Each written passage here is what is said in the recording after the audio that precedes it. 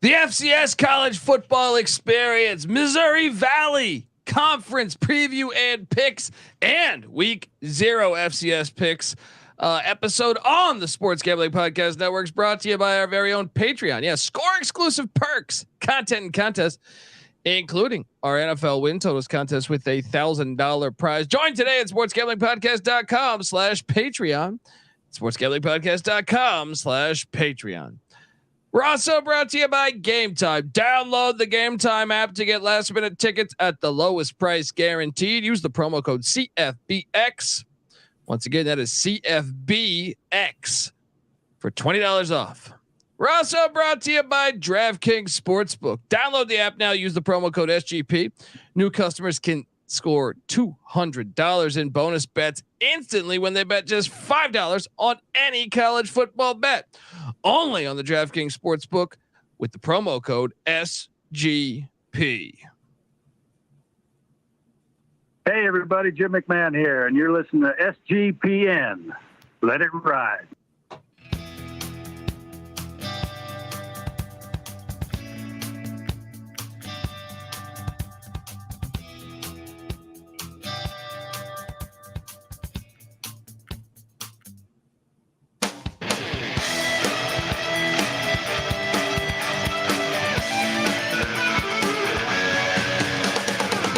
Yes, yes, yes. Woo!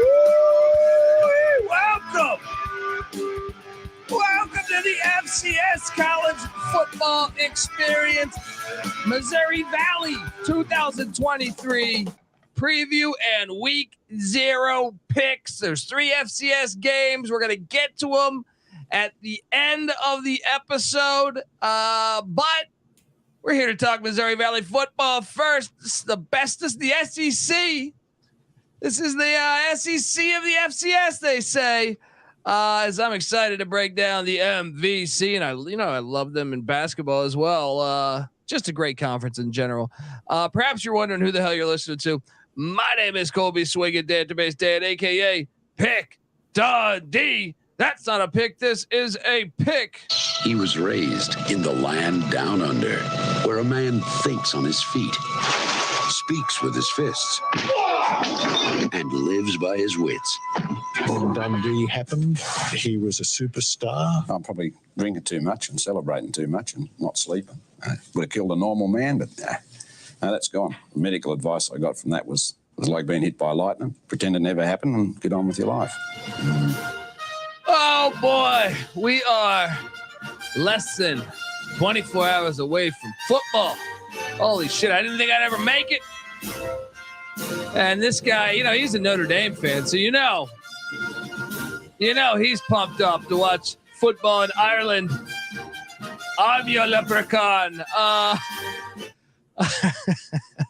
No, we got 3 FCS games. We're going to talk all about it, but we're going to talk Missouri Valley football first. I am joined by my co-host. Look, they call him the Gulf Coast Gurus, down there in the Gulf Coast, swimming with the fishes and shit. You know what I mean? He's out there. He's doing it big time. All right. Give it up more. He knows college football as good as any. All right. Mike Rose, a.k.a. the Gulf Coast Guru. How you doing, Mike? Brother, we made it. This is the great time of year where you get through hundreds of college football teams, and it's almost euphoric. You get through it, you're done. Now you just get to pick games. I'm stoked. I'm ready. I had to watch Rudy today, by the way, to wash all the filth you guys were shooting about my Irish under. I don't know what that noise is about. I'm not worried about it. I'm going to tone you guys out. I watched Rudy. It's out. It's done. I forgive you. He was offsides. Let me tell you. Look, no, I'm joking. Love Rudy, but and I was doing Boston radio last night, and the first question they're going to ask me, of course, even though I know Notre Dame is well loved in Boston, but is that game out of all? That's the game I feel like I have the least feel on, including the FCS games, so there's 10 FBS and FCS games this weekend. I think that's the hardest one to get a read on. Notre Dame Navy. I think just because all the shit that's going on, the rule changes, the offensive changes, the rain, it's just going to be chaos. But we're going to watch it because we love football. And look, I know the Missouri Valley's not kicking off tomorrow. That comes on, I think, let me guess, Thursday. Thursday, you got like Youngstown State, who's going to be taking on what I believe Valpo, if my memory is correct. You also have the Coyotes of South Dakota heading to Missouri. And then you have a shit ton of really good matchups like Eastern Washington, North Dakota State. Also, the defending champs, South Dakota State, the Jackrabbits, take on Western Oregon. That's going to be a bloodbath, I think. But I am excited for that North Dakota State, Eastern Washington game next Saturday at the Target.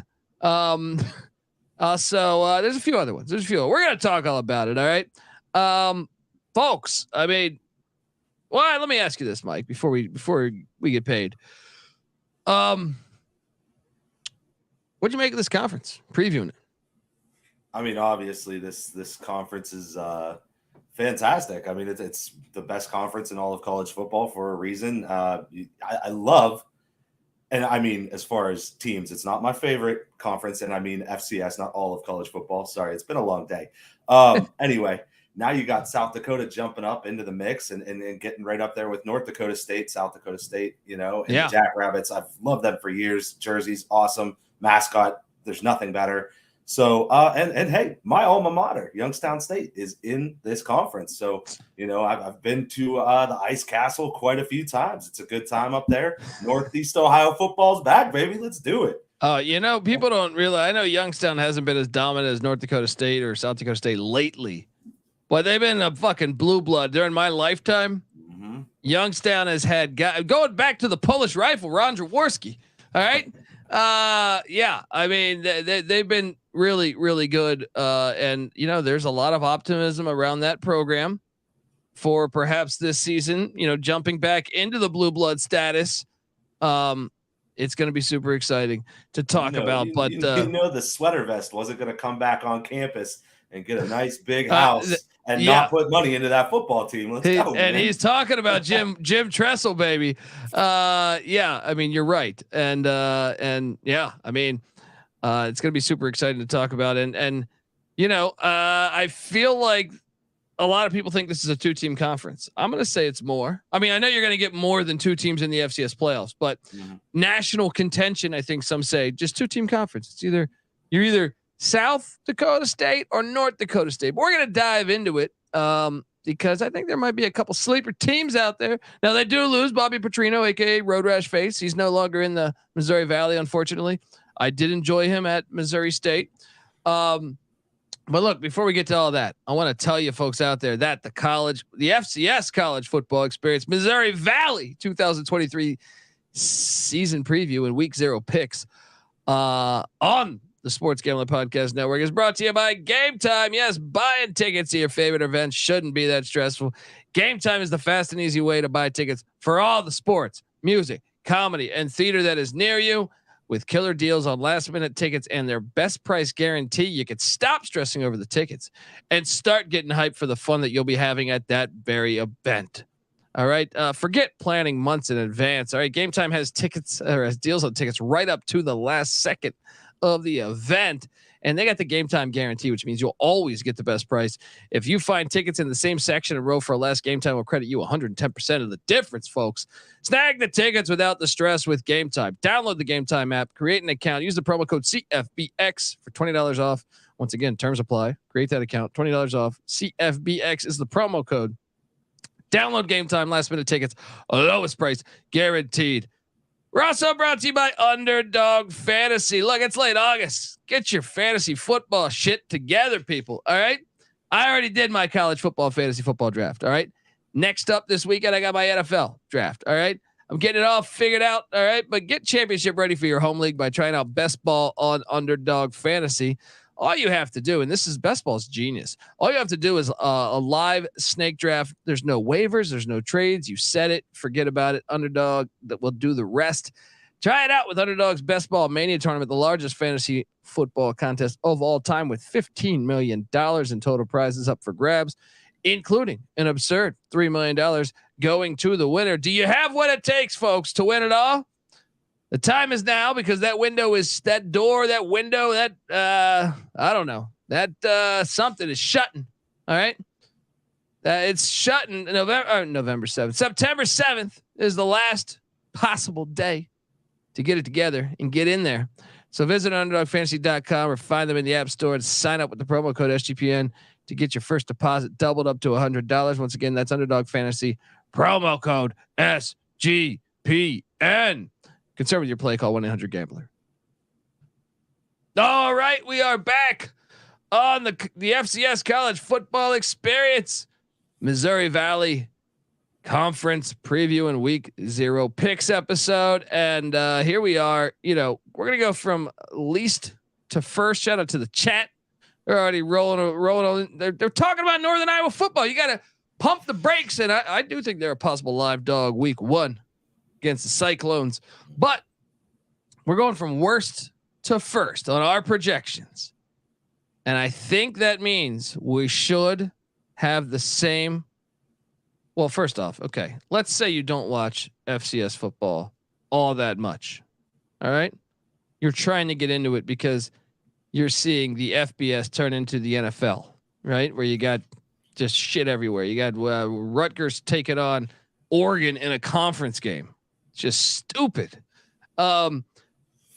And maybe you're saying, well, look, I want to dive more into the FCS because it's fantastic. And Colby, I've heard you screaming about it for years about how awesome it is. Well, that's fair. Okay. And look, so the Missouri Valley Conference consists of 12 teams this year. Now, only this year because one of those teams is departing, and that is Western Illinois, the Leathernecks. Great fucking name, by the way. One of my favorite college football names. And shout out, actually, the mascots in this conference. Pretty damn good, in my opinion. Then you get the Murray State Racers. They're kind of new to this conference here. So, you know, this is kind of new. I mean, yeah, this is their first year in the conference. They are projected, you know, obviously jumping in there. I think a lot of people think they're going to be in the basement, but you also have the Dakotas, all of them. North Dakota State, South Dakota State. You got Youngstown State, as Mike alluded to. You got Northern Iowa, like the chat was talking about, the Panthers of Northern, Kurt Warner's alma mater. Look at some of the quarterbacks we've mentioned, by the way, like in this, the alma maters here, like very, very fantastic. As far as like, we know what Carson Wentz, Trey Lance just got traded today. Easton Stick is in the NFL. Those are 3 guys all from North Dakota State. You got Kurt Warner from Northern Iowa. You got, I mentioned it, the Polish rifle, Ron Jaworski from Youngstown State. There's a couple others too. But other state or other schools within the conference, Indiana State, the Sycamores, Larry Bird, let's go. He didn't play quarterback, but you know, if he would have fucking dominated. All right. You got to respect a guy who his NBA career ruined. It got ruined by him putting in a driveway for his mom when he was a millionaire. That's my type of guy right there. Illinois State, you get Illinois State. They're in the conference. Missouri State as well as Southern Illinois, the Saluki. Shout out to our guy Stone Labanowitz. And I believe I have covered them all. That makes up the Missouri Valley Conference. But obviously next year it might be a little different. Western Illinois leaving. I wonder if they should get Ferris State. Come on, what's going on? Ferris State, jump up. All right, but I mean, I feel like was it easy for you to pick the worst team in the conference? There was 2 teams I was relatively close on. There's 2 that stand out. There's 2 that really stand out. But to me, after a little bit of analysis, I thought it was clearly Western Illinois. And that's who I had as well. Okay. Because once I dove into the fact that they were 0-11 last year. You don't really need to dive much. You don't got to dive too deep. They only returned 10 starters from a season ago. That's not good. They're breaking in also a transfer from well, at least he's a Northern Iowa transfer. So he's familiar with the conference in Matt Morrissey at the quarterback spot. But I have no idea if he's even going to start. I mean, we got a lot of different quarterbacks, I think, in this mix that could start for the Leathernecks in their final season in the Missouri Valley. Besides that, I mean, it was kind of hard to get super optimistic about this team. If anything, I thought the defense returning 6, from a season ago is probably the unit that I would trust more. They do have a stud. They do have a stud in the wide receiver room. In what was his name again? Where did I put this? Nassim Brantley. He's gone actually. Did he dip out? Yeah, he's with Rutgers. He'll be playing Oregon on Saturday. Oh my night, gosh! so. See, this is hard to get fucking information, man. Unbelievable. Okay. Well, the Leathernecks. Well, shit. I had him last place with him on the roster. Now I feel even better with my last place pick. Tell me what you see out of this lineup, because from what I understand here, they only had 7 offensive linemen on the spring roster. Mm-hmm. What the hell is happening? What is happening over here in Macabre, Illinois? You're gonna have hot dog vendors on the O line out there. Yeah, I don't know what they're gonna do. I mean, 1 or 2 injuries and you're screwed. So you hit a lot of it, man. The quarterback situation's a mess. You got 3 guys that whatever, take your pick. Clay Bruno coming back from last year, he threw 7 touchdowns to 13 interceptions. Matt Morrissey, and then Drake Day's also on the roster. He transferred in from Memphis last year, but didn't even see playing time. So if he couldn't get any playing time when there's a quarterback that threw 7 touchdowns to 13 interceptions, I'd say that he probably isn't going to cut it. Defense, yeah, there's some names that are back, and we could go through them, but really, I mean, De La Cruz at the linebacker spot is the one thing that jumped out to me. Mm-hmm. But besides that, I guess also Devereaux on the Jake Devereaux on the defensive line. This team is going to be ass. I mean, I do think they're probably better. I mean, maybe better than last year's because you're in your coach's second year. You're going to understand the offense and defense a little bit better, but hell, I don't know, man.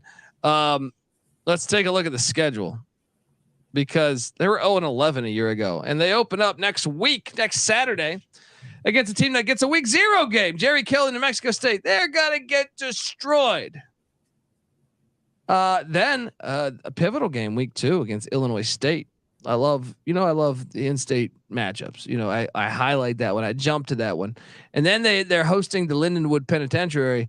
And then they're at Southern Utah.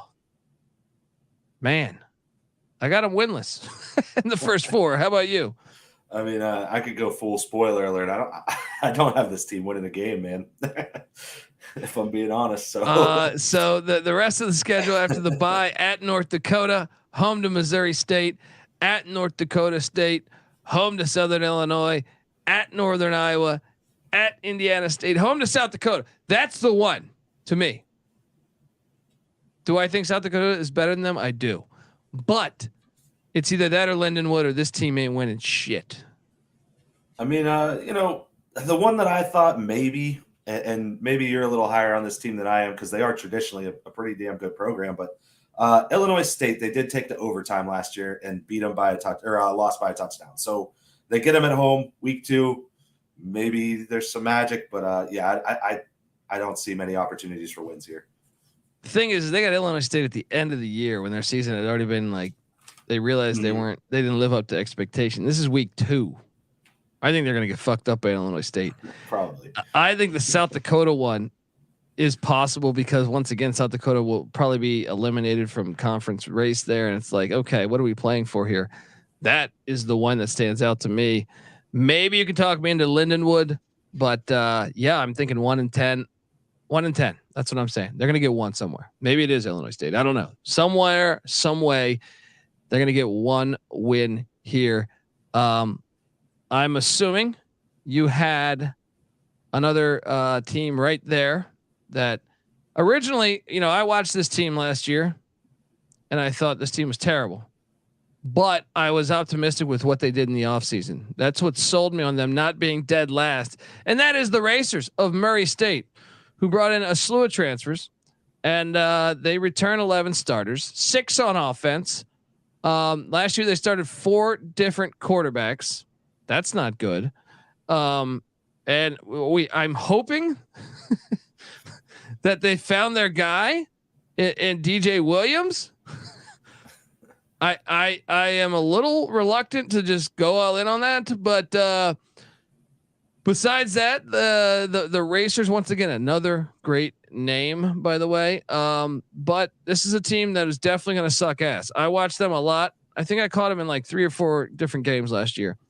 But I do think the offense should take a step forward. All right. They got a couple, 2 of their top 3 running backs are back. And like I said, they were very active in the portal. There's a thing that stood out to me. They brought in Michael Fox from NC State. They brought in Louisiana transfer, Golden Ike. They brought in a Eastern Michigan transfer, a Ball State transfer. So like, I feel like their overall talent is up and they're ready on the offensive line. I see a Pitt transfer, a Tennessee State transfer. A Pitt transfer on the O line means something to me, cause I feel like their line of scrimmage is always good.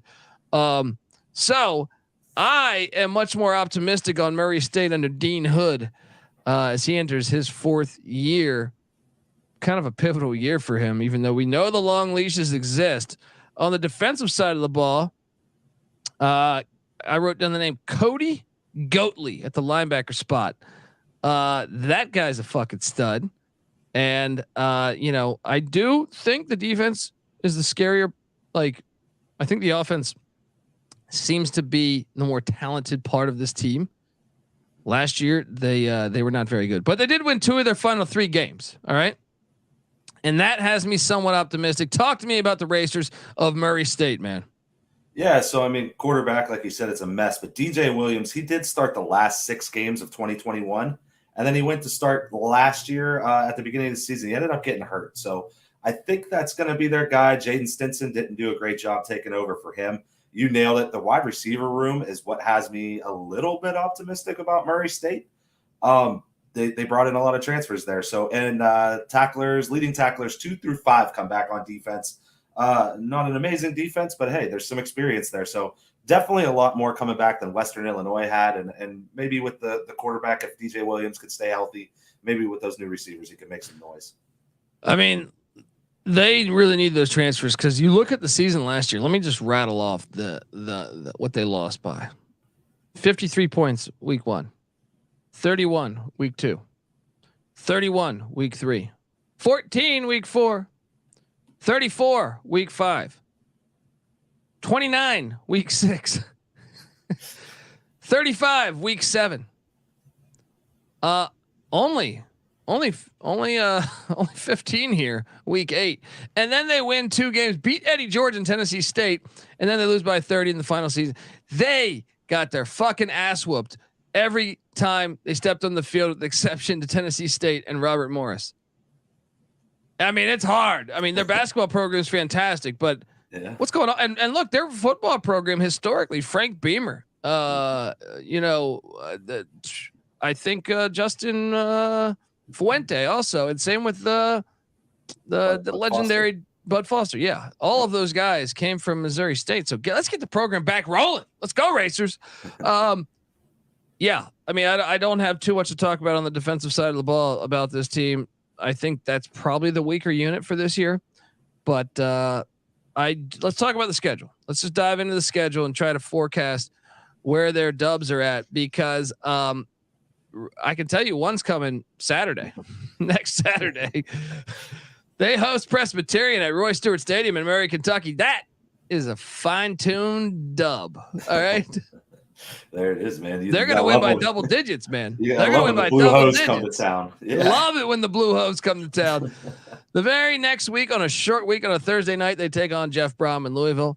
That will be another 30-point loss or more. Then they head to Johnny Red Floyd Stadium. 2 FBS is getting the bills paid. They're going to lose that too. They're going to be 1-2 at the bye week on September 23rd. Agreed? Oh, definitely agree. Now the thing you gotta hate is that they didn't draw each other. We didn't get the toilet bowl in the Missouri Valley. Essentially, there's no Western Illinois in the schedule. But out of the bye week, they're home to Indiana State. Then they're at the Dakota Dome. Filthy. Get rid of it. Play outdoors. Then home to Southern Illinois for homecoming, and then at Missouri State, followed by at North. Dude, look at this gauntlet here. Home to Southern Illinois, at Missouri State, at North Dakota State, home to North Dakota.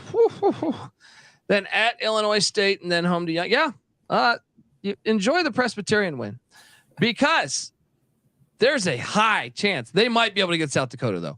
I think South Dakota losing Carson Camp, they might be able to get them. Besides that, it ain't happening. I think Indiana State's going to be improved too. So, best case scenario, 2-9. What do you think? I think I can guess your next team because you're putting South Dakota on blast here, man. Yeah.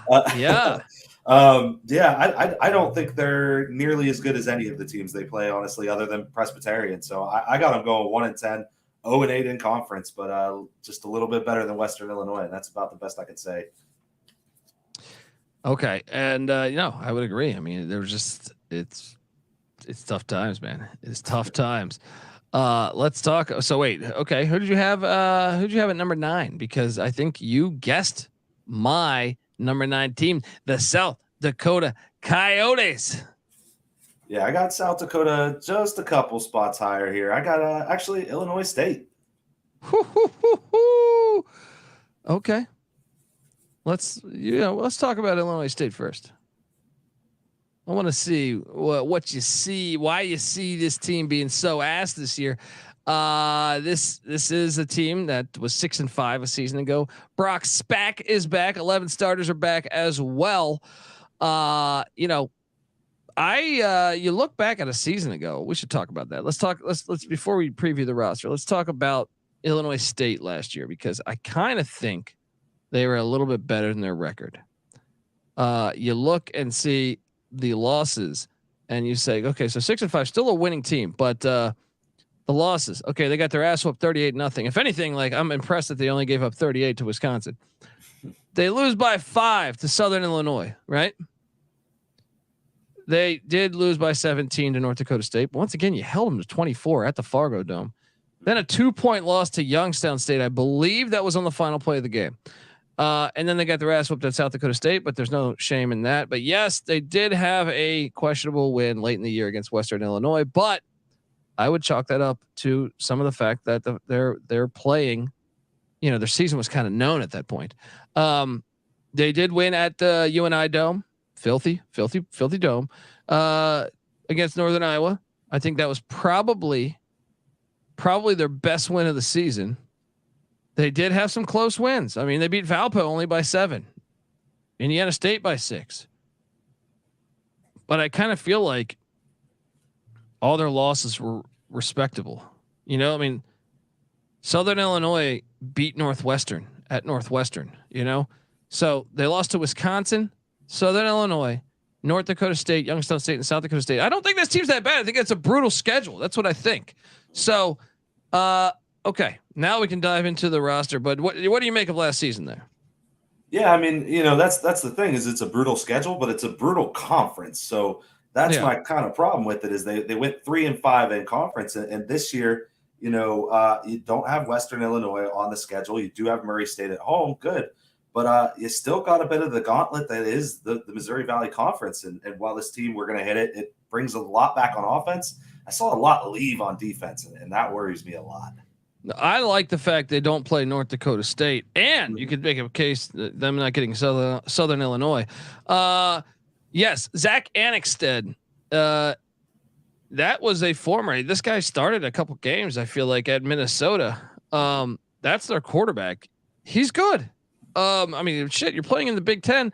They got Mason Blakemore, a transfer from Northern Illinois, in the running back room. Now I know they still have a couple other backs from a season ago that are back as well. The offense is actually somewhat impressive. They added an Eastern Michigan transfer at the wide receiver spot, a Valpo transfer, Missouri Western, which I don't know if that's doing you any good, but I kind of think that the offense should be able to move a little bit there. The defensive side of the ball, as we alluded to, a little more concerning, but I still think you look at that defense a year ago, like I noted, holding Wisconsin to 38, holding like North Dakota State to 24. Like I think the defense, I know they lost guys, but I think the defense was pretty solid a season ago. So the defense side of the ball, you bring back Dylan Gerhardt in the secondary. If anything, I think the secondary is actually one of their stronger points. Jeff Bowen's also in the secondary. couldn't find a lot to get excited about on the defensive line. But what else did you notice about this Illinois State team? Yeah, so I mean, they brought a lot of names back on offense, but this didn't really seem to be a super high flying offense last year. We talked about the Western Illinois game, overtime, yes, at the end of the season. Only 20 points they scored there. 27 against Indiana State, only 17 against Youngstown State. So point being, not a super high flying offense. That concerns me a little bit. And then you lose a linebacker like Zeke Vandenberg. That guy had over 100 tackles, 14 sacks last year. That's a beast to lose. You lose Ken Wilhoit. You mentioned it, the defensive line. These guys are gone. Wilhoit, 5.5 sacks. So I do think the secondary is a strong suit. I do think the defense will be okay. I just don't know if you lose a guy that had 14 sacks and the offense doesn't kick it up a notch. This is still a decently tough schedule. I think the offense does kick it up a notch, and I got this team much better, much higher than you do, buddy. But I like the what we got going here. Let's look at the schedule because week 1 they get the Dayton Flyers. Not a bad team in the Pioneer League, but I got them 1-0. You? Me too. Then they're at Western Illinois and at Eastern Illinois, back-to-back away rivalry games. Love it, but I actually think they're 3-0 to start the season. I have them at 3-0 as well. I think that Eastern Illinois game could get a little bit dicey, but I do have them 3-0. Well, then they host the Lindenwood Penitentiary on September 23rd. I think they're 4-0. Same. Then they get a bye week. So you're telling me everyone would be buying in. And dude, if they're 4-0 and hosting South Dakota State, now I still expect South Dakota State to beat their ass, but you start believing strange things can happen, man. But let's say that's a loss, 4-1. They're home to the Sycamores, Indiana State. This was a game a year ago that was a 1-score game. I think the fact that they're home, I like their chances. You? I think the South Dakota State game is going to be close enough that it's going to be a pretty big body blow. I'm actually kind of high on Indiana State. I have them getting the win. I have the Sycamores getting it. All right, and then they're at Youngstown, going to the ice chest. What you going with your boys? You know, I'm a Penguin for life, baby. They still send me the request for money every week. Yeah, and yeah, I'm sure. Do you kick them a couple bucks? Oh yeah. I send it out to Jeff Wilkins Foundation. You know? Then they're home to Northern Iowa. Then they're at Missouri State. See, I think that Northern Iowa game is interesting. I actually favor them to win at Missouri State. I have them losing that one. That one was one I did struggle with. And we'll see why in a minute. There, I have them pretty damn close in the rankings. Then they're home to Missouri State, and then they're at North Dakota. See, when I look at this thing, I see 2, 3, 5. I see 7 and 4. See, I actually have them 6 and 5, so winning record, but I have them 3 and 5 in conference. All right, let's. I want you to. Where did you have South Dakota? I need to know these things. I got South Dakota up at 8, so not drastically high, but Okay. So one of the main reasons why I didn't trust South Dakota, I thought the schedule was tough, and then the fact they lose their experienced quarterback. Now, I understand they have, the last year it got a little weird. They had the other quarterback start the final 4 games of the season in Aiden Bowman. So maybe it's not as bad of a loss as I think, but they did lose their top rusher to Florida International, the airport. You look and see, 15 starters back. You got to like that. It's more than the other schools we've mentioned thus far. You got that as a point, but I think the schedule's harder. And they do have some guys. Like the roster is not a terrible roster. I just think it's the schedule is one of the harder, I think, within the conference. I actually love their love a couple guys on their defense, like their linebacking core with Brock. What is it? Morganson and Stephen Hillis in the linebacking crew. I think that's over 200 tackles right there, man. Yeah, no, they got some studs there. And even Ryan Van Merrill on the no, I'm sorry, that's South Dakota State. They got some guys though. Like I noted, I put here good defense. Oh no, I'm thinking of Cade Tervier, I think it is. Or maybe I'm not. I don't know. I have sloppy handwriting. I'm old school with a piece of paper here. What do you make of the South Dakota team? Tell me why you're more bullish on them. First of all, man after my own heart. I'm always pen to paper, man. Yeah, so Aiden Bowman, I think Carson Camp, a little bit of run out of town there. That's why I wasn't too concerned with it. I mean, this is a guy that came in. He's a former 3-star Iowa State recruit, threw for almost 900 yards, 8 touchdowns, only 1 interception. That's the part I really like. If he could limit the turnovers with the defense that we just talked about, I think it's going to be okay. Travis Theus, 774 yards rushing, 5 touchdowns. He's back. So that's cool. Nate Thomas and Mike Mansoure, they're both guys that got experience running the ball in 2021. They're both coming back from injury. They were injured last year. So I don't think this offense is going to fly, but I think if Bowman can go out there and manage the game and be a little bit of a traditional Iowa State lawn chair there, I think this defense could hold things together. So that's what I like about this team.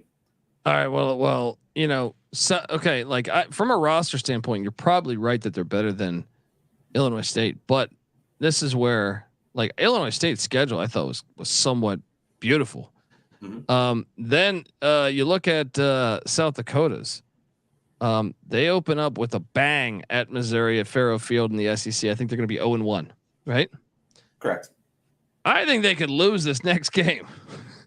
I'm not saying they're gonna, but coming off the body blow of the SEC, you get the Tommies of St. Thomas.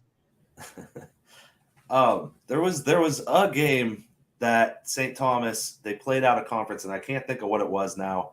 I remember it from when we covered them. They kind of got waxed when they played out a conference. They did. And look, I get it. It was the one loss that they had, I believe. It was Southern Utah, and they fucked them up. But that was week 1 last year. And maybe you're right. I just feel like at least they're getting them after the Missouri game. If you're a Tommy fan, you're sitting there saying, "Hey, that's the time I want to get them." Let's even say they get a win, right? Then they get Lamar. I think they got that one. Then they get a bye week and they're at North Dakota State. Get the fuck out of here! All right, so 2-2, possibly 1-3. Then they're home to Murray State. That's a win. That's a win. But then the gauntlet, home to Youngstown State, at Indiana State, home to South Dakota State, at Southern Illinois, home to North Dakota. Now they do get Western Illinois and Murray State is nice, but to me, it's when they get them though. Like I kind of think those are body blow games.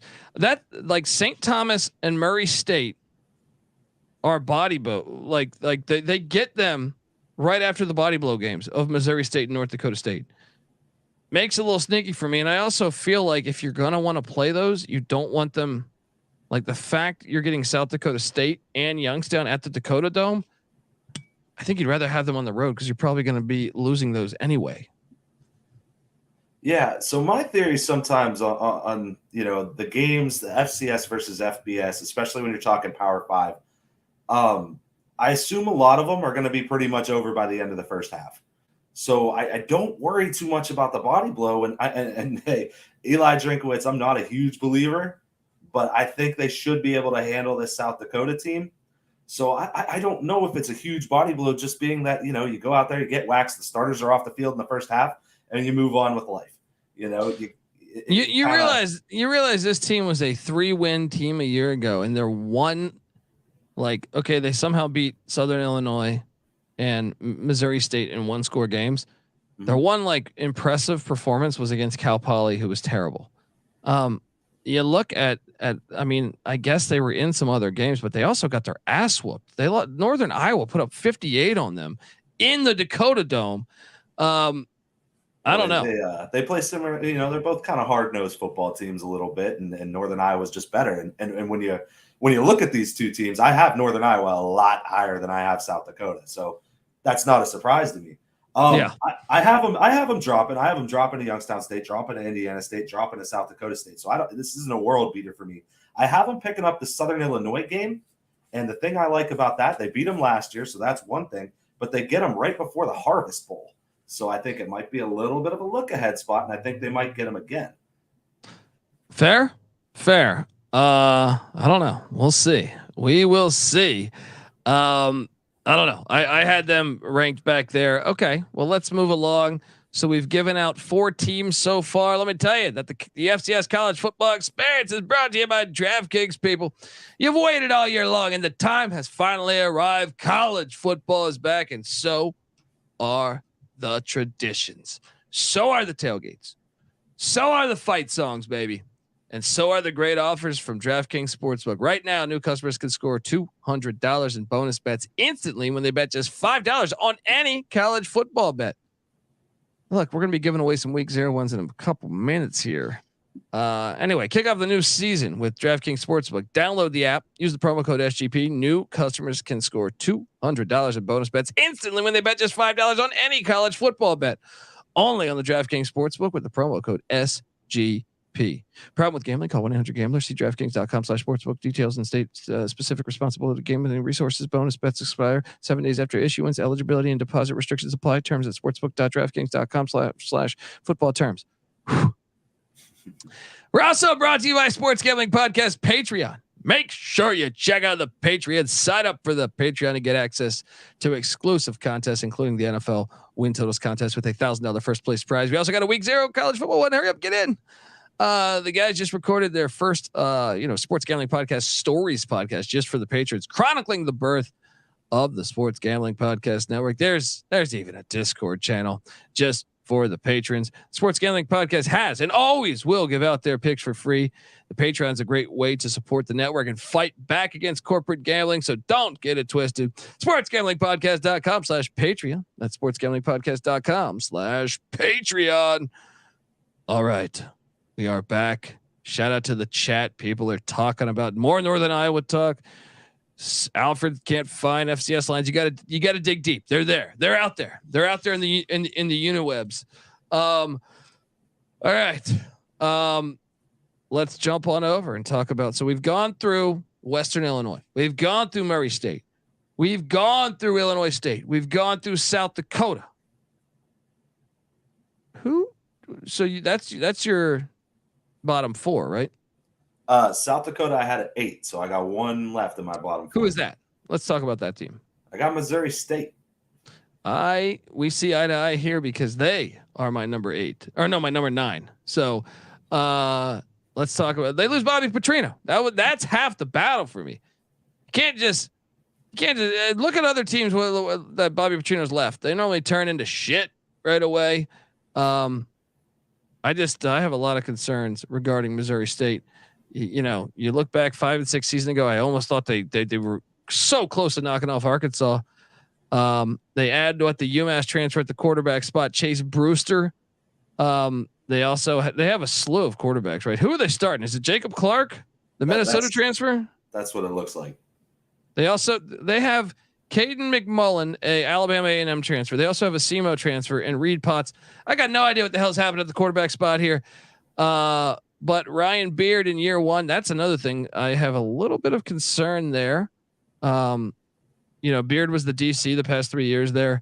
I just don't know how good. It's not like I was sold on them defensively. Not that he's not saying he's shit, but there's a lot of question marks to me. What else did you get from this Missouri State team that made you have them? So I had them at 9th. You had them at 8th, huh? No, I had them at 9. South Dakota was. Okay. Or 8, okay. I'm sorry. Yeah. So a lot of just a lot of question marks, a lot of turnover. Like you said, we're trying to figure out the quarterback situation.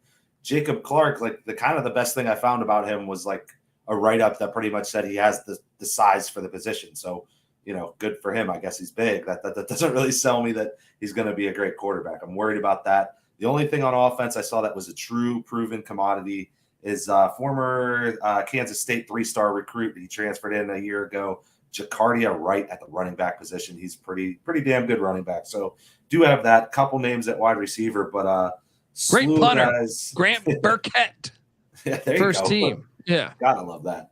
A lot of young ladies on campus upset that Bobby Petrino's gone. That's always tough. A lot of volleyball players. I did see this nugget that the teams that brought in the most FBS transfers, Missouri State was second with 10. I don't know what that means necessarily, because if maybe they weren't playing at an FBS level, I think sometimes you can get all that shit twisted. But is there any perhaps hope that they're bringing in more depth and they're better than what we think? I think definitely there is. I mean, there's a lot of transfer names I've written down. There's D'Amico Nathan. He's a 3-star UNLV wide receiver transfer. Angelo Butts, 3-star Miami, Ohio transfer. A whole bunch of them on defense from Power 5 schools, such as Colorado, Mississippi State. You got Boise State in there from the Group of 5. Charlotte, FSU. So you got guys that you could be talented, but those guys don't always pan out. Maybe they were misrecruited. This team bothered me last year because I watched them a lot when they had Jason Shelley, the old Utah quarterback. Mm-hmm. They were better. Like when you go watch, I watched that week 1 Thursday night game. I think it was against Central Arkansas. And then I watched them against Arkansas week 3 or 4.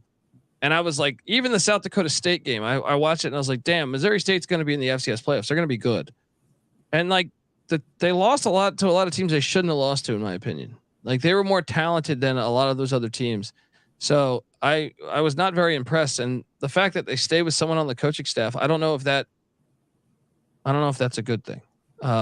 A lot of times that feels like the cheap hire. A lot of times. Yeah. So they open the season this next Friday night, a week from today, at David Booth, Kansas Memorial Stadium, taking on my guy Lance Leipold. Good luck, Missouri State. You're gonna lose by 40, I think. They have back-to-back away, then they go to UT Martin. I mean, there's a strong chance they could be 0-2. I think UT Martin. I would definitely personally favor them to win that game. So I would too. Then they get a bye week, and then they take on Utah Tech. Utah Tech just scheduling crazy. I mean that I'll take Missouri State to win that, but I don't feel great about it. Then they're at Southern Illinois, home to North Dakota State. I got them 1-4 to start their season. Yeah, same with me, 1-4. Now they do get a nice little break, getting both these teams back to back at Western Illinois, home to Murray State. Why do I feel like Western Illinois might bite them? they really could. I feel like that game, especially after the North Dakota State game, I'm like, oh boy. Man, this schedule is brutal, man. This schedule is absolutely fucking brutal. Then, they're at Youngstown State after that, then home to Illinois State, then home to Northern Iowa, then at South Dakota State. Where are the wins? I see like potentially like best case scenario to me is like 4 wins. Yeah, and that's where I have them at. I just have them getting 3 of them in conference, and beating Illinois State is one of them. So that's why they are above Illinois State for me. But that's it. I got them with 3. I got them with 3 wins, and the more I think about it, it might be 2. Oof. Ask me in a week, I might say 2. Yeah, I'm just not high on this team. So we'll see. Maybe I'm wrong. Bringing in all those transfers, it's hard to fucking get a gauge on those teams that bring in that many transfers. Let's talk about. So that was your number 9. So number 8 we talked about for you. It was South Dakota. Let's talk about number 7. Who's your number 7? I got the Salukis, Southern Illinois. Interesting. I did not have the Salukis. This is where I had Illinois State. But let's talk about the Stone Lebanowitz's alma mater, friend of the program. Check out FCS Nation Radio. He's doing some stuff over there. Yeah, I mean the Salukis. By the way, best fucking helmet. One of the best helmets. That fucking lassie on your helmet. Just the way it looks, it's just a fucking great helmet. That's what I mean. This conference has the Penguins, the Salukis, the Leathernecks, the Jackrabbits. I mean, just phenomenal fucking names. Yeah. Southern Illinois, Nick Hill's entering his 8th season. A year ago, they were 5-6. 5-6 still be the Big Ten team. You figure it out. And this is a team that I feel like has underachieved the past 2 years. I know they bring in a couple quarterbacks, but tell me, like last season, I kind of thought they were going to make the FCS playoffs preseason, and I thought they could do it. They have a decent team. They just kind of shit the bed. Like they lost to Incarnate Word to start the season and just got obliterated. Like lost by, I think it was like 35 points. Then they follow that up with a loss to SEMO, and then they get hot. And this is where I started to buy in. They beat Northwestern. They beat North Dakota. They beat Illinois State. They beat Missouri State. And then they beat the shit out of the Leathernecks. You're sitting there going into October 22nd. You're like, man, this team has got it. They're 5-2, and their 2 losses are against good opponents. They have a Big Ten win. And then what the hell happened here? 3-point loss to South Dakota.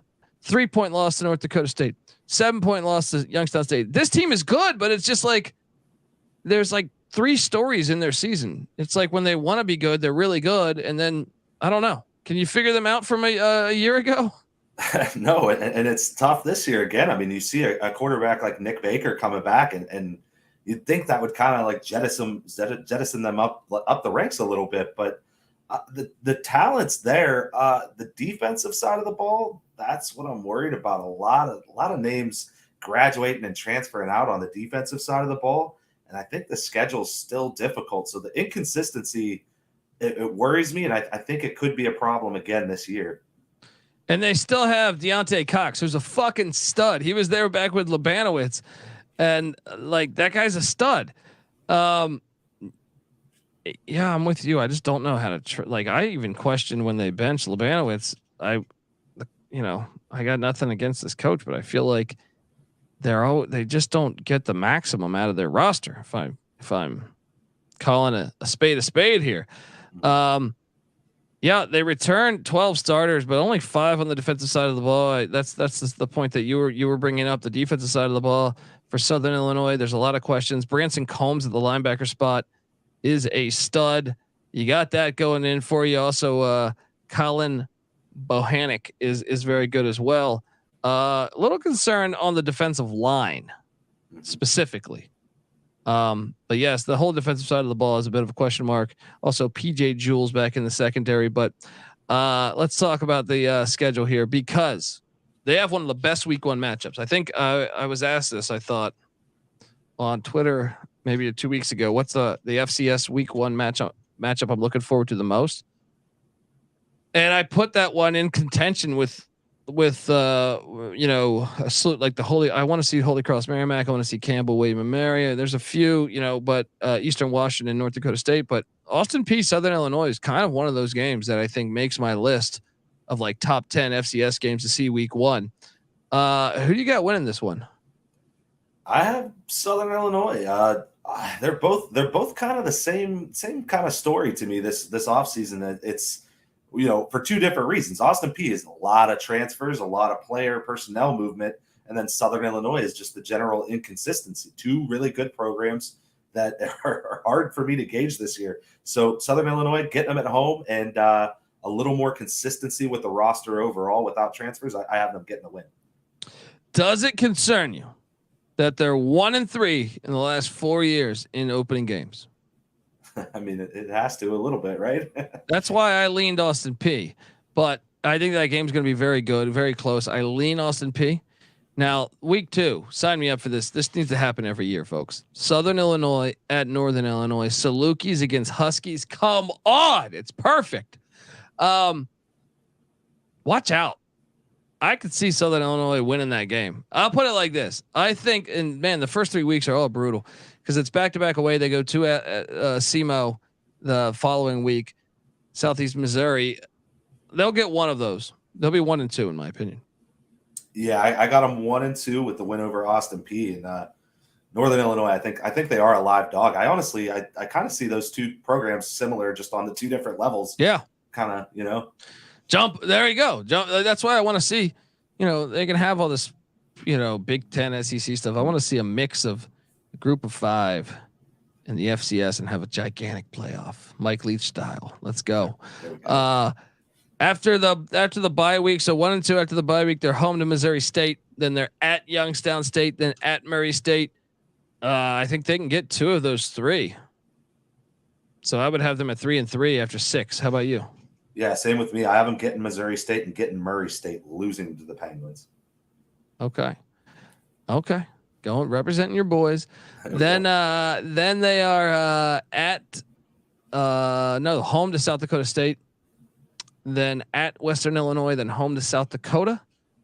Before heading up to Fargo and then home to Indiana State. Man, this is hard. This is almost like the Big 12, where you're just sitting there like, I got Southern Illinois, Indiana State. I have Indiana State higher ranked, but it's in Carbondale. I don't fucking know. Final record for me, I'll say they get Western Illinois. That's 4. They get South Dakota. That's 5.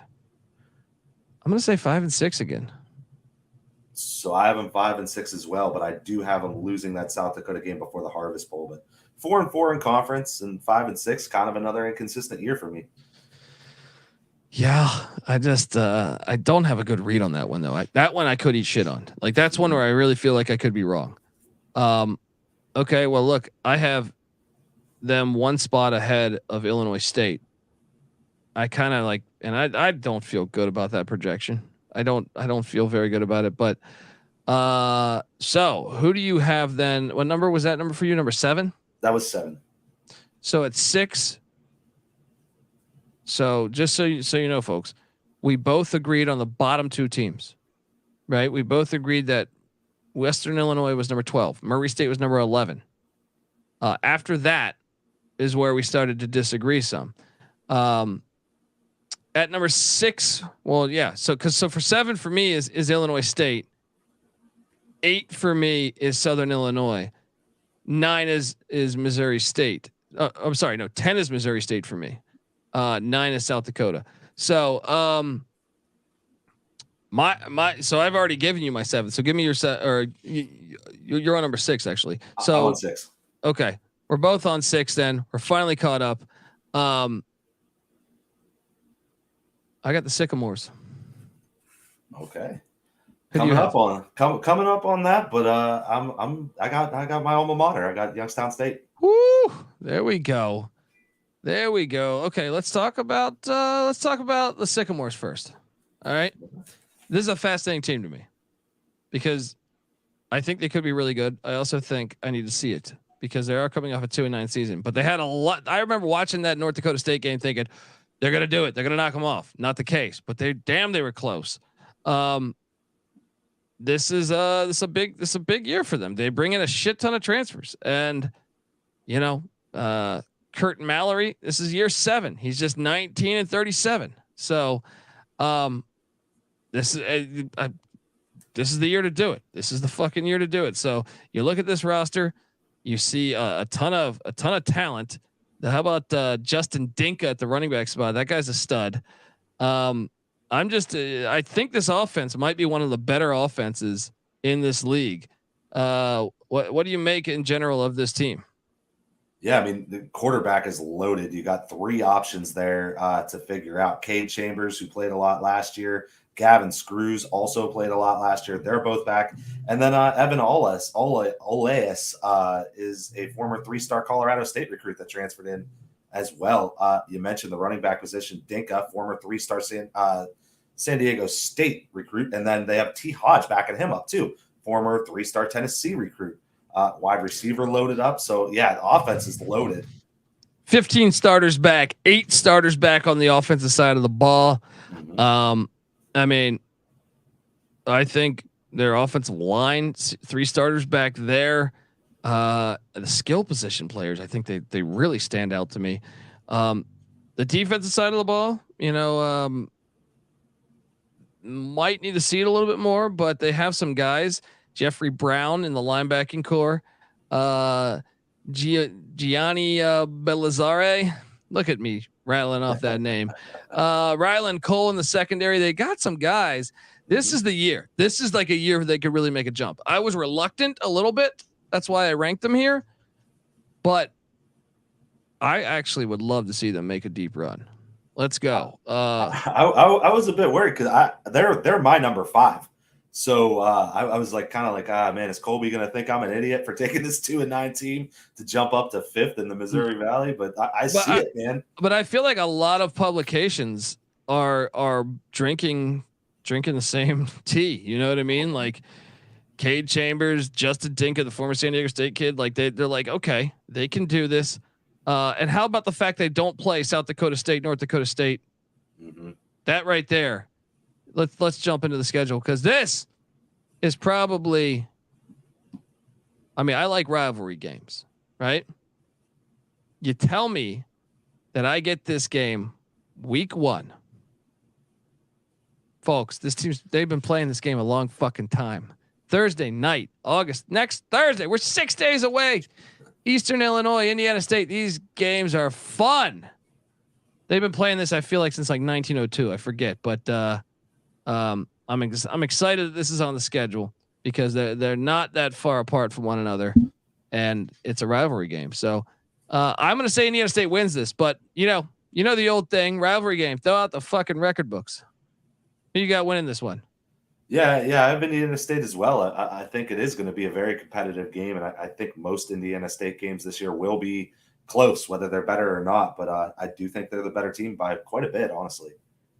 Well, check this out, folks. I'm trying to get this nugget for you somewhere here.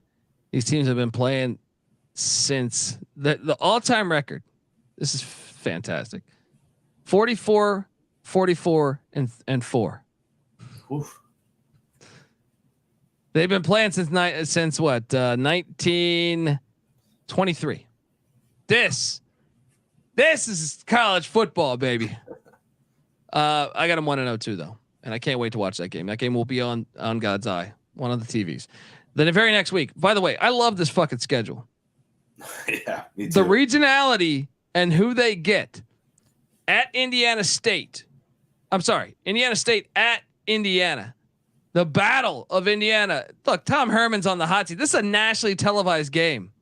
Please, come on, Sycamores. Let's do this. We believe in you. Who you got? Who you got winning this one? I have Indiana, just I guess out of respect, but yeah, that game could go either way, and so could the next. Well, Indiana almost lost to Idaho, I feel like last year. Folks, sign me up for it. And then the next one, Ball State. Mm-hmm. This is perfect. I'm telling you, this is the type of college football. They might be my favorite team just based on their scheduling tactics. You know, this is what do they call this? They call this something. The Blue Key Victory Bell. All right. These teams have been playing since 1924. The all-time series, though, Ball State does lead 38-24.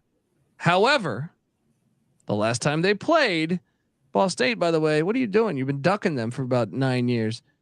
Last time they played back in 2014, the Sycamores did win 27-20. Fuck yes. The first 3 games are exactly what college football should be. Regionality. It's fantastic. And guess what? I got them. Man, they could beat Boston. I got them 1-2.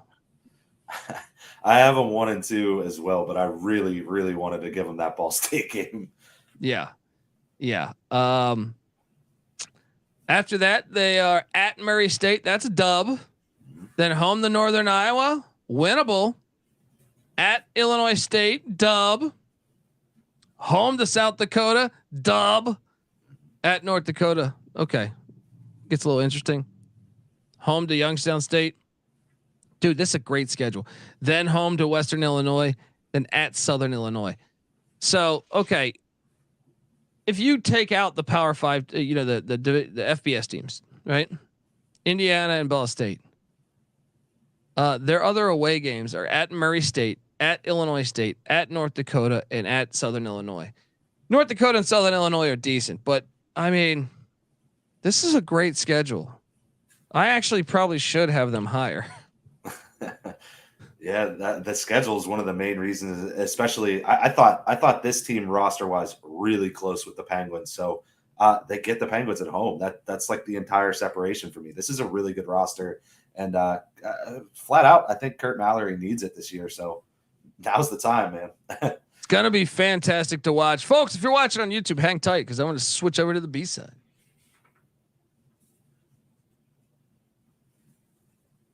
And we're back on the FCS College Football Experience Missouri Valley Conference 2023 season preview and our week 0 picks. End of the episode, we'll pick the 3 FCS upon FCS games as we get ready for week 1 next week. Let's talk about your Penguins of Youngstown State, because I am kind of excited to see them this year. I think they were better than what we thought they were a year ago.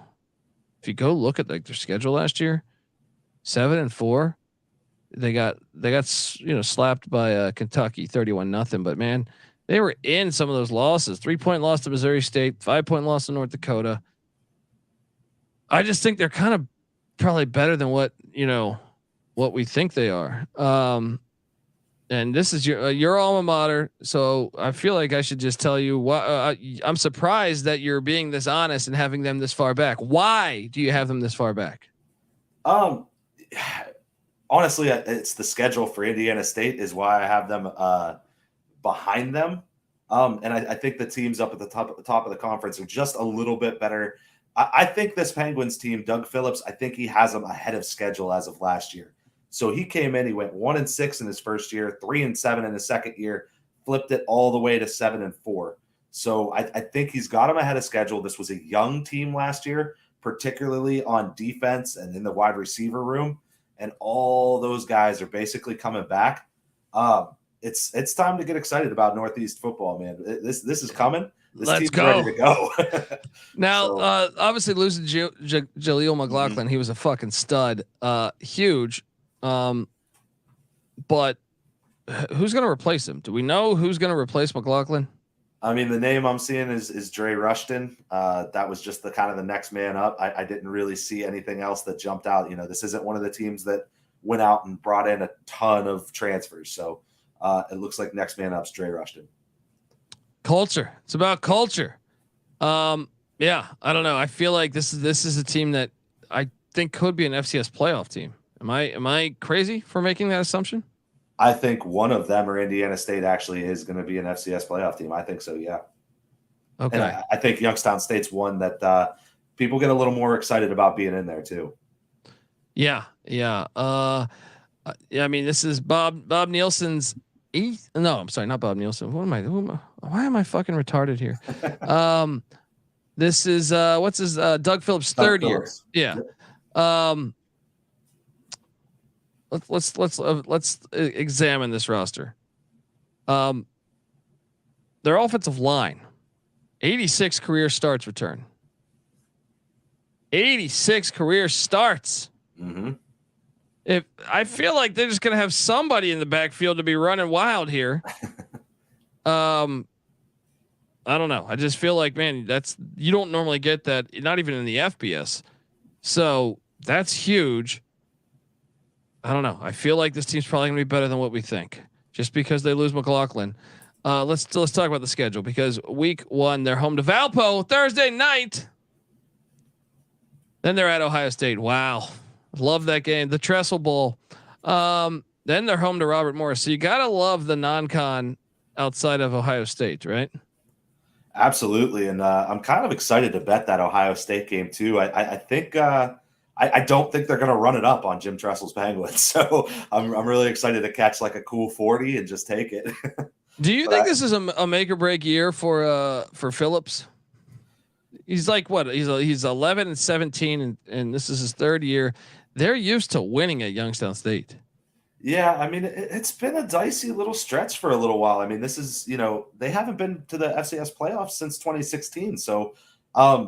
They're hungry for it. I know everyone thought Coach Bo coming back to the Youngstown area. Everybody thought that was it. Like, here we go. We got Bo back. He's going to run out on the sideline with his damn cat. We're ready to go. I would go running on the bike trail out in Mill Creek Park, big park out there in the Youngstown area. We all love it. It's the only damn thing to do in town. And everybody would see Coach Bo, and everybody would yell. Coach Bo would be running every morning. And, hey, Bo, So we were excited about that one, and it fell through. So Doug Phillips, I think he's got another year, unless this year is absolutely catastrophic, because he does have him ahead of schedule, and things are ramping up, and they're getting excited. So I wouldn't say hot seat unless you go 2-3 wins, then probably out. Could he go 3-1 on the road schedule? Let's talk about this because we both have them 2-1 in the non-con. Then a bye week. Then they're at Northern Iowa, home to Southern Illinois, at South Dakota, home to Illinois State, home to Missouri State, at Indiana State, home to South Dakota State, and then at Murray State. To me, if they can win the Northern Iowa and Indiana State games, or just one of those, I think they take care of business with the exception of the South Dakota State game. They don't play North Dakota State. You got to be a little bullish on the Penguins getting it done. Yeah, I mean, and it's kind of how you would like it. Like you get South Dakota State at home, so that's the best you can do right there, right? And then you have the bye week before the Northern Iowa game. I have them dropping both of those games, and the big difference for me was I have them losing that Indiana State game with it being right before the South Dakota State game. I think that's a tricky trap game on the road right there. All right. Like you got to appreciate the honesty of Mike Rose here. All right, let's hop on over and talk about okay. So yeah, I had Indiana State. So wait, where did you have Indiana State? At 5. Okay. My number 5 is the North Dakota Fighting Hawks. Wait, where'd you have Indiana State? Indiana State, I had it at I had them you're right. I had them at 5. Okay. Yeah. No, I had them at 5. At number 4, I have the Fighting Hawks and Tommy Schuster and company.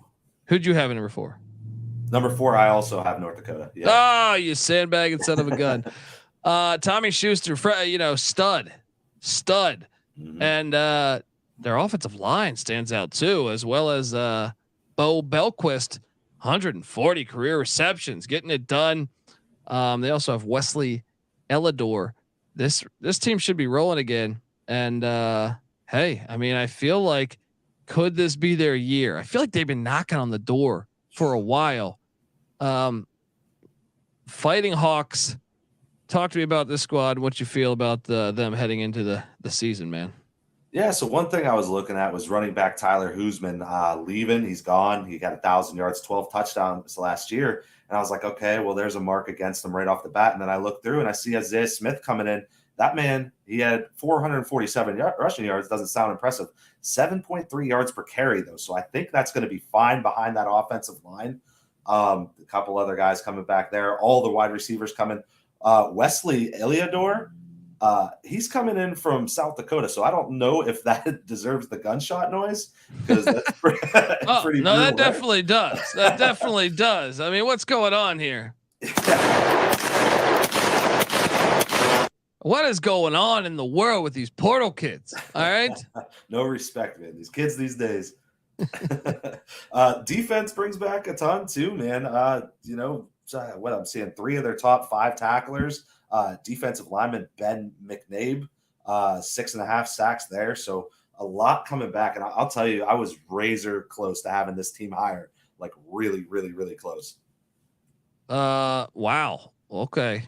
That is interesting then because, I had them at 4. I think it's going to be fascinating to watch that story, on essentially, could this be the year? Let's talk about the schedule though, because the schedule is fun, but fucking, it's got its challenges, man. Just like especially the front half. The second half, I feel like they can kind of fly a little bit there. They open up against Drake, the Bulldogs. That should be fine, but then you get the Potato Bowl going on here against Northern Arizona, the Lumberjacks. That's an interesting game. Who do you have winning that? I got them 2-0. I got them taking down both. I think they're flat out the better team. I know, rivalry, anything can happen, but I think they're the better team. Okay. And then they're at Boise State. This game is awesome. I love this game at Boise State. I think Boise gets them just because of the Smurf turf. But how about your next 2 games? How about playing at Boise and then at South Dakota State? Now I know they get the bye in between, but fuck. Yeah, it's brutal. You better win the Potato Bowl. You better win the Potato Bowl, or this season could be going down the toilet fast. After South Dakota State, they're home to Western Illinois for homecoming. then home to North Dakota State, the Bison, and like even getting this 2-game stretch here, home to North Dakota State, then at the UNI Dome, the take on Northern Iowa, followed by Indiana State. I mean, this is a gauntlet that they have here, man. Yeah, that's the problem. After that, it's like smooth sailing. Okay, at Murray State, at South Dakota, home to Illinois State. I feel like that's favorable. But man, the middle of the season from September 9th to October 28th, you have one gimme game, and that's homecoming. But fuck, I don't feel good about that. That's essentially what made me pick them at 4th, was the fact that I just don't.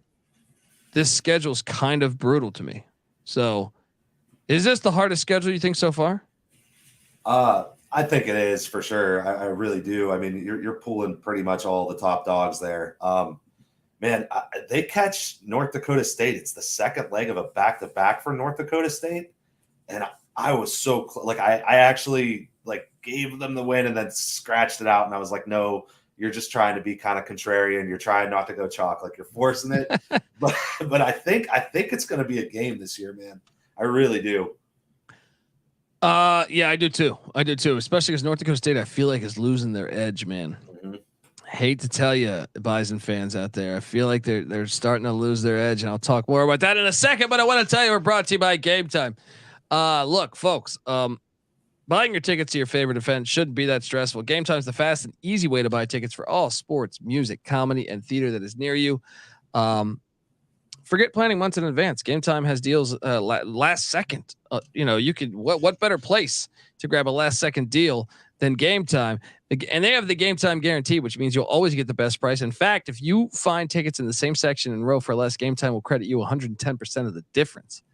That's getting it done. Snag the tickets without the stress with Game Time. Download the Game Time app, create an account, use the promo code CFBX for $20 off your first purchase. Once again, terms apply. CFBX for $20 off.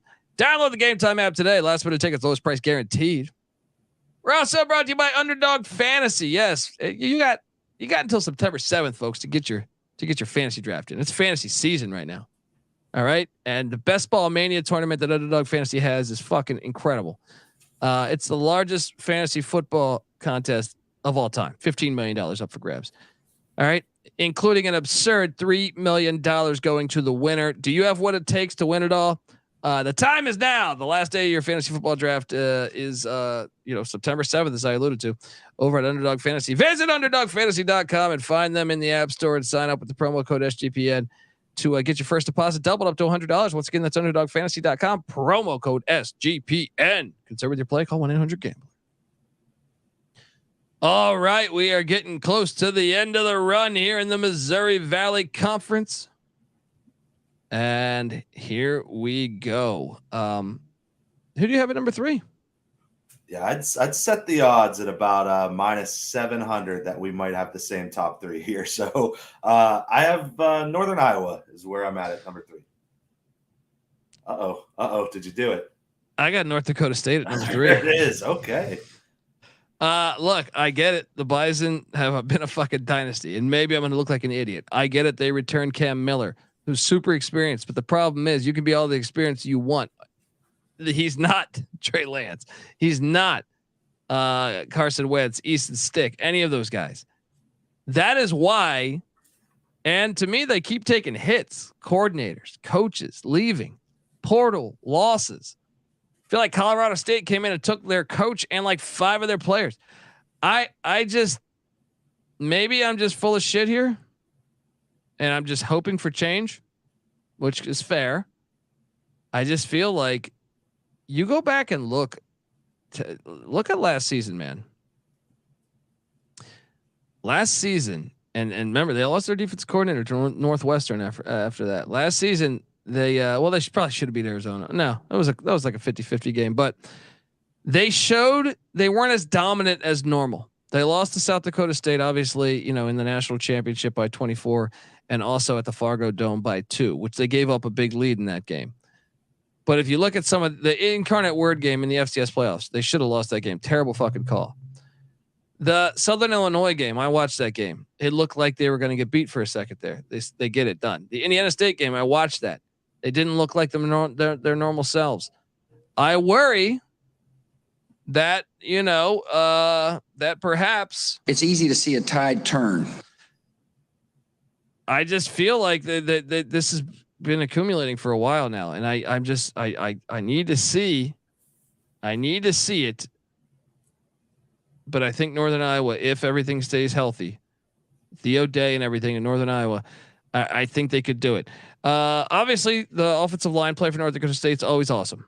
All right. And they will probably be very good again. And that's why it might be foolish of me to fade them. But I know they have Jake Kubis. I know they have Jalen Sundell.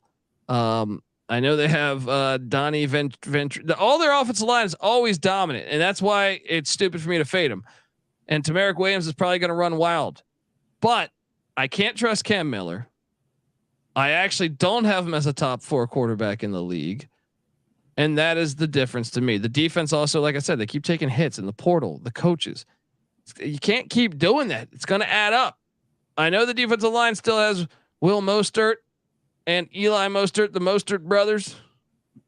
But damn, if I don't think this team is as dominant as they used to be, man. So I'm taking a shot on them finishing 3rd. You? Yeah, I mean, I have them at 2, but I definitely see what you're saying. It's the play in the trenches on both sides of the ball that was really kind of what, like, I just couldn't really push myself to drop them down, and I really wanted to. Like I said, I wanted to have North Dakota beat them. I wanted to get them to have them get them. I equate it to a team that I've been watching steadily decline for the same reasons. I think the same thing about Appalachian State in the Sun Belt, where they keep having coaches turn over here and players transferring out, and you're starting to see it be a different looking team. So much so that, I know you guys locked it up, but I didn't take the over on them on the 6.5 because I was kind of like, I don't know anymore. I don't know if this team has the same edge. And that's how I kind of feel about North Dakota State. You hit the nail on the head. It's the trench play that really, I think, just still keeps them a leg up because it's so tough on both sides of the ball, and they can run all over you. Their secondary seems to be the weakest it's been in some time, or at least the most unknown it's been in some time. I think that's one of the reasons why the quarterback play, the secondary play, and I feel like their skill position players aren't as good as they used to be. But I mean, the non-con is favorable, but let's talk about this because, they get that game against Eastern Washington. Eastern Washington was ass last year. They were like 4-7. But if they brought in a slew of transfers. If Eastern Washington, they've always been good on offenses. The defense has been terrible. That game is interesting to me. I kind of think the way Eastern Washington was defensively, that North Dakota State would just run it down. Hunter, John Reagan's 2.0, Hunter Lepke's gone, but that game is interesting to me. Now after that, they get the Maine Black Bears. Maine sucks this year, but then remember a team that we were high on in the UAC, the Central Arkansas Bears. I know they got to go to the Fargo Dome, but I'm intrigued. Do they lose any in the non-con? I say no. I'm very, very excited for that Central Arkansas game. If that was a neutral site, I might even go the other way on it because I think that's a team that could hang with them running the ball and playing physical football. But being at the Fargo Dome, I got them 3-0 for this stretch. I do too. And then they have a bye week, home to South Dakota, then at Missouri State, followed by the back-to-back away that you alluded to earlier at in Grand Forks against the Fighting Hawks. That's a sneaky game to me. That's a losable game. I still gave it to them. Then they're home to Western Illinois. They're home to Murray State, and then they got the Dakota Marker game, which, folks, once again, if you love college football rivalries, you need to watch that one because it's only been happening since 1903. People, 1903. Love that rivalry. But this is a loss to me. I think South Dakota State will beat the piss out of them. I really do. I think it'll be like a 20-point loss. Then they're home to Southern Illinois, which I think is sneaky because it's the Harvest Bowl, right? And then this is the big one to me.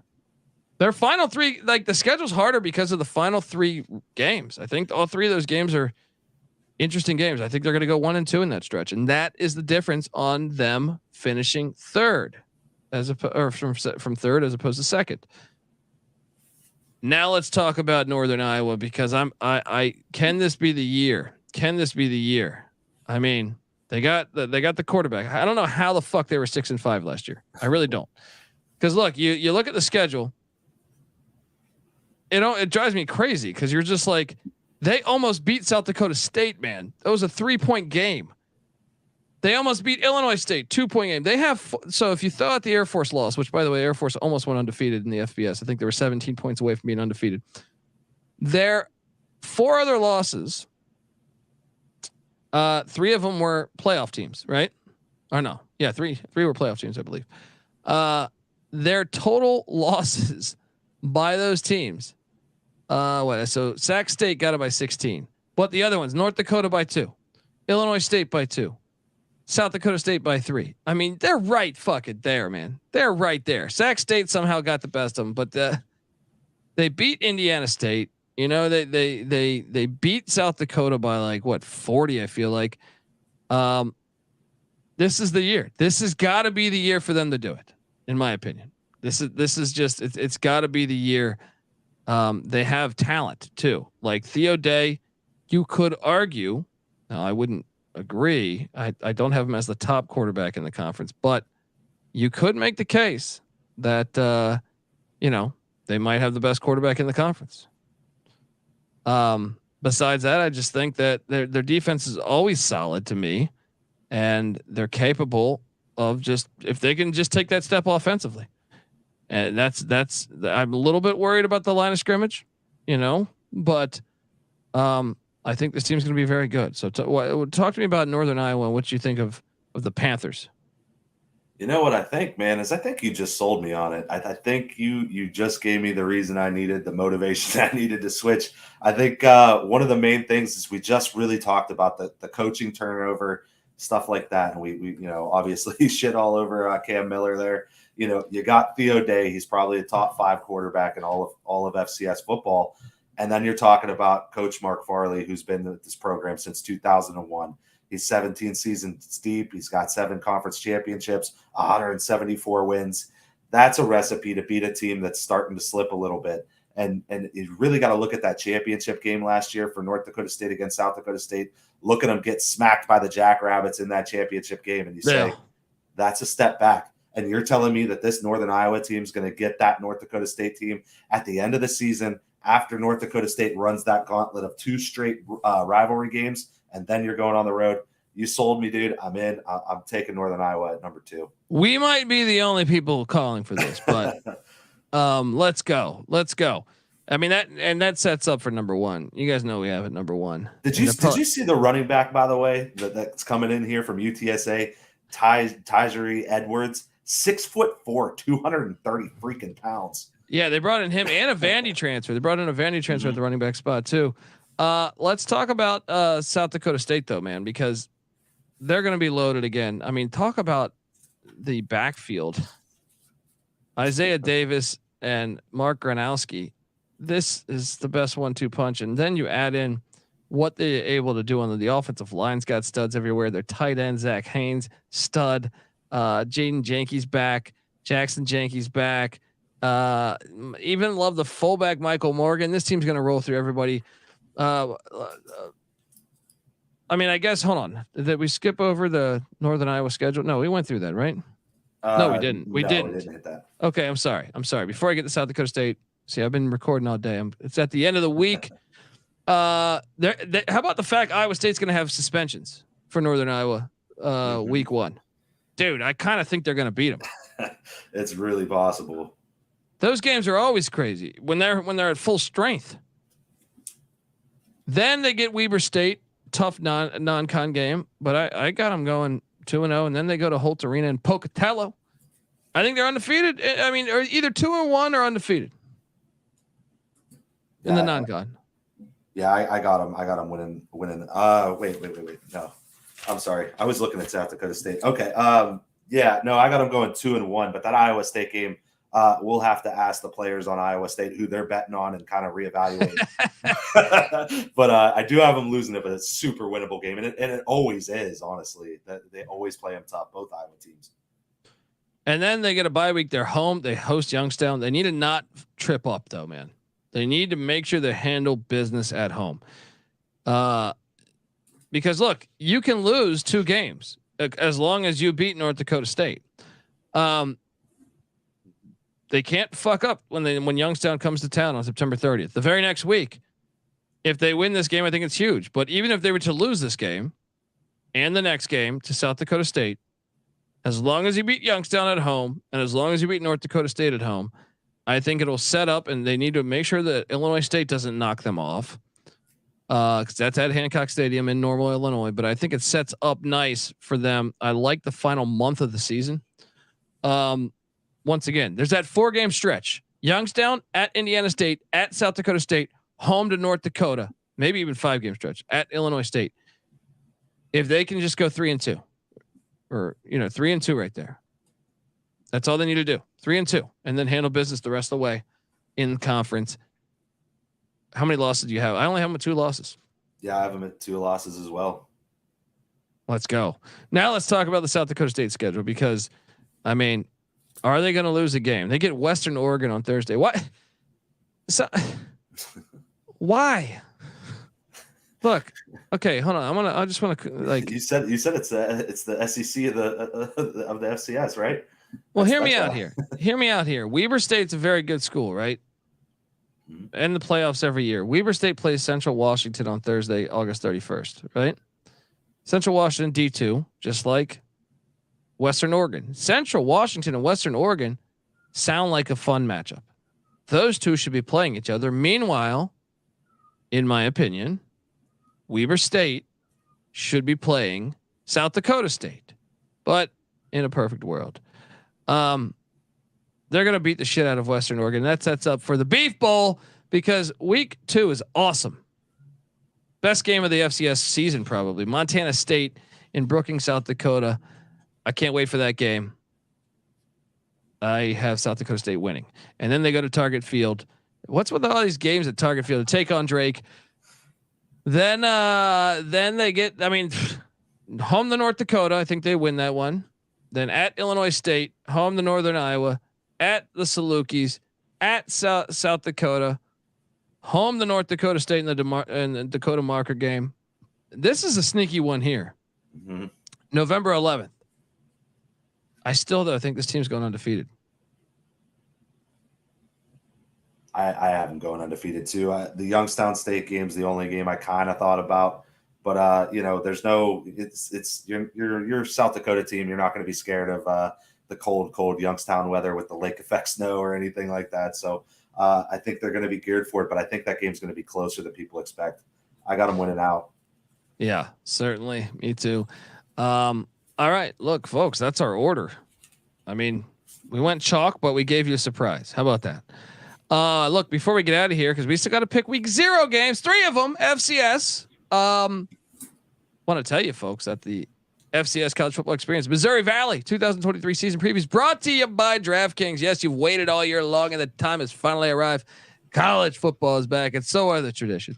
So are the tailgates, and so are the great offers from DraftKings Sportsbook. Right now, new customers can score $200 in bonus bets instantly when they bet just $5 on any college football bet. Kick off the season with DraftKings Sportsbook. Download the app. Use the promo code SGP. New customers can score $200 in bonus bets instantly when they bet just $5 on any college football bet. Only at DraftKings Sportsbook with the promo code SGP. Gambling problem, call 1-800-GAMBLER. See DraftKings.com/sportsbook for details and state-specific responsible gambling resources. Bonus bets expire 7 days after issuance. Eligibility and deposit restrictions apply. Terms sportsbook.draftkings.com/football terms. We're also brought to you by Sports Gambling Podcast Patreon. Make sure you check it out. I mean, sign up for the exclusive Patreon and you'll get access to $1,000 first place prize and for our NFL win totals contest. We also have a week 0 college football prize. And the guys just recorded their first gambling podcast, stories podcast, just for the patrons, chronicling the birth of SGPN. There's even a Discord channel just for the patrons. Sports Gambling Podcast, SGPN. Yes, us. We have, and we always will give out our picks for free. So don't get it twisted. This is just it's a good way to support the network and fight back against the corporate hacks, corporate gambling that don't want to talk about FCS college football. SportsGamblingPodcast.com/Patreon. That's SportsGamblingPodcast.com/Patreon. All right, here we go. And look, we just got news too, man. I mean, how about this? How about this, Buddy Pugh? Buddy Pugh, the head coach of South Carolina State. This guy, Buddy Pugh, some may know him as. He has been the face of South Carolina State Bulldog football since 2002. And get this, he has been with the program since 1997, folks. And you could argue, because he was a high school coach before that, his time at South Carolina State goes back to when he played as an offensive lineman there in 1971 to 1974. He also was an assistant in 79 all the way to 88 before he went to high school ranks. And then he came back in 97. Holy hell. He's got 3 national championships, 8 MEAC championships. He's a 4-time coach of the year. And he says this is his final year. What do you think about that, Mike? I think Coach Pugh there, I think he's a very smart man, and I think he knows he has a really big game coming up tomorrow. And I think it's not so much a Kobe Bryant drop the mic type moment. I want my farewell tour. I think it's more so, hey, we got a big game coming up. I'm going to drop this, and we're gonna win one for the Gipper, huh? Let's win that for the Gipper, because I see them getting 9 points in Atlanta Center Park Stadium, where Terry Pendleton and Fred McGriff used to hit dingers. Buddy, this is my favorite play of the FCS week 0. I'm taking the 9. I'm going to sprinkle some of the money line against TC Taylor and Jackson State. I still think Jackson State, it's going to be a good game, but what are you doing here? No, same exact thing. And it became my favorite game after I saw the news with Buddy Pugh. So a lot of questions on that Jackson State sideline there. A lot of things to figure out. You expect a tough game in the MEAC SWAC Challenge, and I think it's going to be every bit as tough as we think. Definitely sprinkle on the money line. I'm taking the points all day. There we go. Okay, and we have North Alabama and Mercer squaring off in Montgomery, Alabama. You got Noah Walters back at the quarterback position for the Lions of North Alabama, but Mercer, they replaced Fred Payton with Carter Peavy. They returned 10 of 11 starters on the defensive side of the ball. North Alabama lost a lot of close games, but this spread is sitting there at 16.5 points. Why am I crazy for doing this? But I am going to lay the 16.5 just because brand new head coach, new offense, new defense. I know he's trying to do that high octane offense. They got some good running backs and wideouts, but the defense seems inexperienced. I mean, I guess they got 9 starters returning though. I guess I don't make that much sense when I say that, but man, this is a hard one for me. I'm going to lay it just because I think Mercer's quality. What are you doing here? This one's really, really tough. If this game wasn't at a neutral site, if this was a home game for Mercer, I think I would definitely lay it. Because one thing about Mercer last year is when they won big. They fucked some teams up. North Alabama, though, they do have talent on that offensive side of the ball. Noah Walters, you mentioned it. He was a Jerry Rice Award finalist. So, I mean, that's a piece coming back, and they do have some returning talent. Maybe they're a little more fired up with new coach Brett Dearman in there. And this is a neutral site game. Maybe you catch Mercer sleeping a little too long. I'm going to take the points with North Alabama, but probably the game I have the least feel for. Okay. And then if you got Flow Sports, you got to watch this one here. Fordham, Albany. This was a wild game a year ago. But Albany lost. They blew a big lead.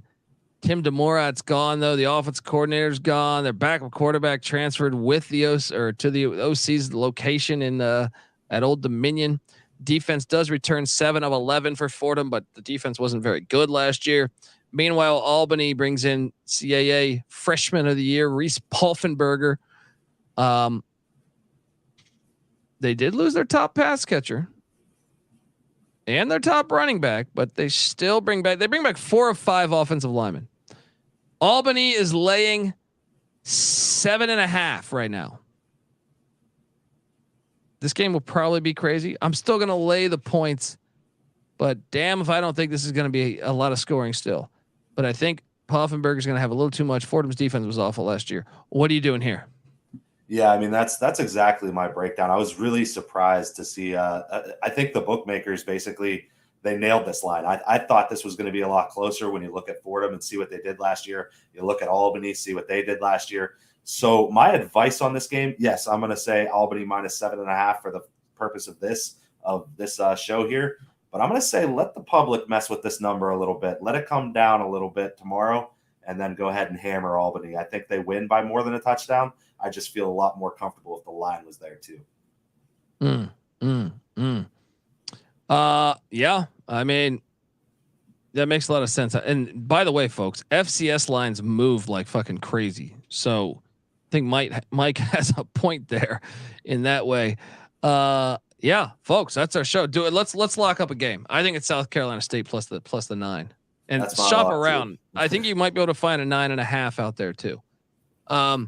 Yeah, I'll lock that up, Buddy Pugh. There we go, folks. We will be back. I don't know. We got to talk about schedule, but we'll be back to preview week 1. But obviously Thursday and Friday, there's a shit ton of games.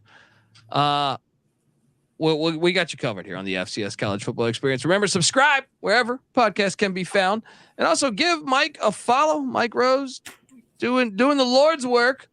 He's at GCG_wins. Once again, I have it somewhere here. At GCG_wins. I got it. Here it is. There it is. So give them a follow on Twitter or X or whatever you want to call it. I'm on Twitter at TheColbyD. Give us a follow. The College Football Experience is on Twitter at TCE on SGPN. And make sure you check out the College Football Experience. I broke down all 133 college football teams.